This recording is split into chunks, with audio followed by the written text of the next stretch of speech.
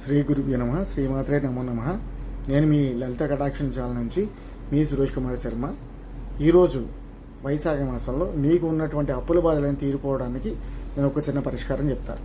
ప్రతి ఒక్క మంగళవారం నాడు కూడా మనం ఒక ఆంజనేయ స్వామి దేవాలయానికి వెళ్ళి, మీ దగ్గరలో ఉన్నటువంటి దేవాలయానికి వెళ్ళి, అక్కడ ఒక నువ్వుల నూనెతో దీపాన్ని వెలిగించి, ఆ స్వామివారికి ఇష్టమైనటువంటి గుగ్గిళ్ళు అనగా కొమ్ము శనగలతో వాటిని ఉడికించి జాగ్రత్తగా ఒక నైవేద్యంగా సమర్పించి, మీరు ఆ తమలపాకులతో ఒక 108 తమలపాకులతో కానీ లేదా 27 తమలపాకులతో కానీ మీ యొక్క సమస్యలన్నీ విన్నవించుకొని స్వామివారికి నివేదన చేసినట్లయితే అవన్నీ కూడా తప్పకుండా 9 మంగళవారాలు ఖచ్చితంగా ఈ యొక్క ప్రయత్నాన్ని ఎవరైతే చేస్తారో వాళ్ళందరికీ కూడా ఆర్థిక సమస్యలు కూడా విముక్తి పొంది ఆర్థిక సమస్యలను అప్పుల బాధలు అనేది కూడా తీరిపోతాయి.